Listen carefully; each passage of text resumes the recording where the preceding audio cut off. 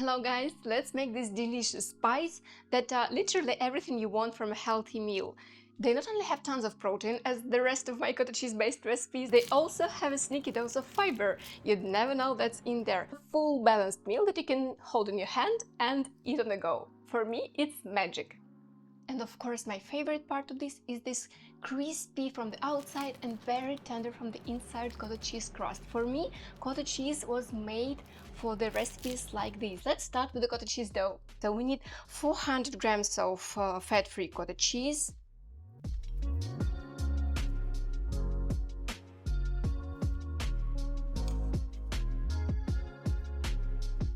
2 eggs,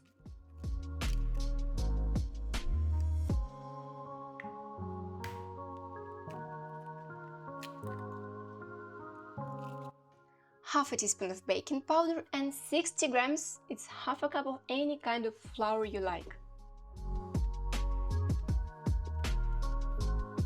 So guys, these measurements makes about 15 to 20 pies, and they're pretty big ones. Normally for me, I would have 1 or 2 pies for a quick lunch and I will be okay, I will be filled. But if you are trying it for the first time and you're kind of not sure if you're gonna love them or not, just cut the measurements in half and you will have very nice. I think 6 to 8 pies will be good, and you can decide for yourself either you like it or not, because you know we are all different, but for me they are very good. So now let's mix all the ingredients together. So guys, here's the tip. Cottage cheese dough loves a good hand mix, but it hates the mixer. So the mixer makes cottage cheese kind of release more whey.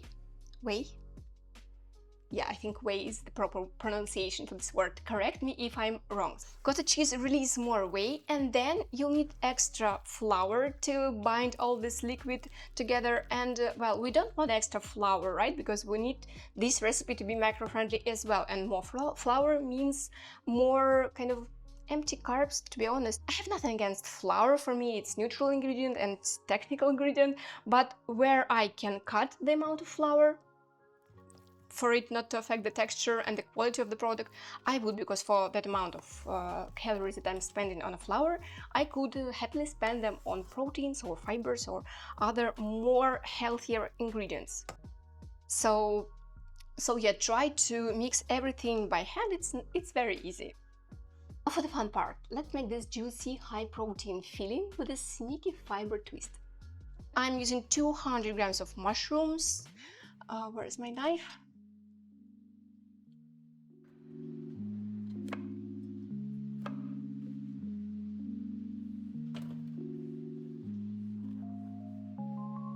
Also, we're gonna need 50 grams of onion and 150 grams of broccoli stems. Yes, you heard me right. Not the florets, the stems. Florets are amazing just as they are. You can just saute them and eat as it is. But here for this recipe, it's better to use the stems. I chop everything lightly, so it will be a little bit easier to saute the filling.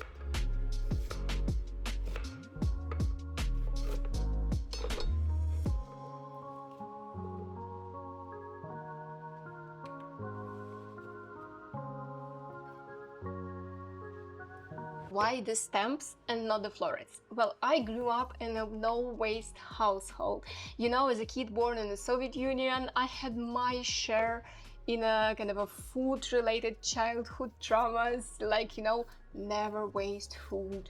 You cannot leave the table until your plate is clear. You know, those tales are normally said when you visited your grandma, and your grandma is normally filling your plate like a Mount of Everest like this, and after eating this whole amount of food and you dare to leave one bread crust on your table and you're about to sneaky leave the table, and you would probably hear something like this. I can laugh at this now at this stage, because I've worked through, well, most of that stuff, but yeah, throwing away the broccoli stems still feel a little bit wrong. And then I did my research and I found out that Broccoli stems are kind of full of fiber and potassium, and they contain even more fiber and potassium than the florets. And this combination of fiber and potassium is amazing for keeping your water balance in check. So if you're like me and you like everything savory, everything salty,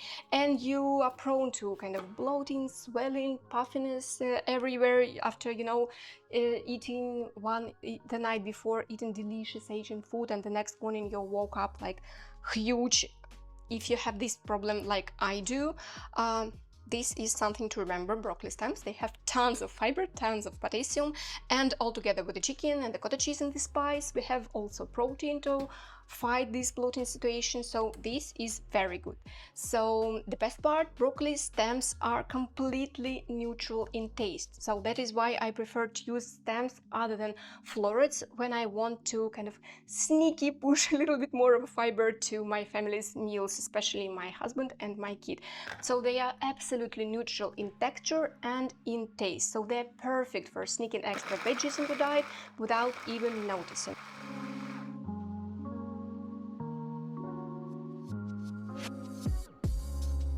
By the way, guys, what about you?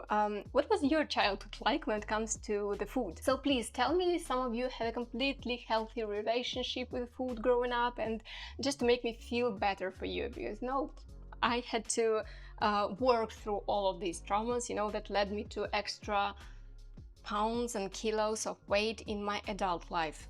I fixed it, but some scars are always with us, and for me it is throwing away the food. For me it is the main challenge for keeping my kind of weight and body composition. So now let's saute the veggies, add everything to a hot pan and cook until the veggies will release their moisture, and then keep going until it will evaporate everything, and the mushrooms, the onions, the broccoli stems will turn into a deep and kind of a golden color. Hey guys, that's where the flavor really builds, so never skip this step, no rush here, let the heat works its magic. Next, right into the pan, we'll add some chicken. I will add 150 grams of finely chopped chicken breast, but honestly guys, any kind of chicken you have on hand will work. It could be boiled, grilled, even store-bought smoked chicken, or even chicken ham or turkey ham, or maybe some part of a meal prep you kind of already tired of. Just bring everything here, bring everything to the kitchen. You remember, it's a no-waste household. Everything you have in your fridge will work. Now for the flavor kick, I will add chili pepper.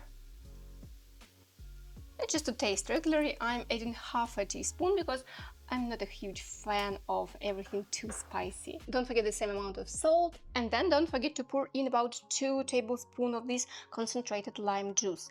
Well, lemon juice will work as well, it will tender the chicken breast a little bit, but lime for me really lifts those kind of Asian Thai vibes that we are going to make today here.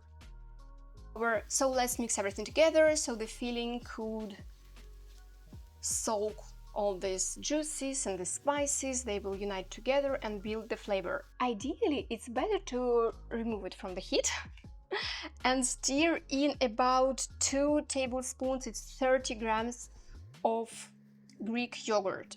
So this step actually makes the filling a little bit more juicy, more tender, and it helps the filling to stay inside the pie whenever you bite it. I hate whenever you bite the pie and the filling just fell out of the pie. I want my pies to be ready on the go food, and so adding a little bit of moisture like Greek yogurt or coconut milk just helps us to keep the filling inside the pie. Now it's time to build and shape our pies, and as always I will be using my silicone molds here. I think it's so much easier to work to build the balls, and we can pack way more filling, which means more protein, more fiber to the pies. The link to these molds will be in the description if you're interested. If you have some time, you can pan fry. If you don't have time, you can just fry them, bake them on top of your parchment paper. I think I've shown all these methods in my meat pies recipe. It will be over here and in the descriptions as well. Okay, now let's spoon in the dough, create some balls.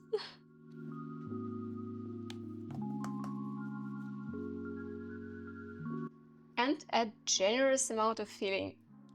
Then cover it with one more dough to seal.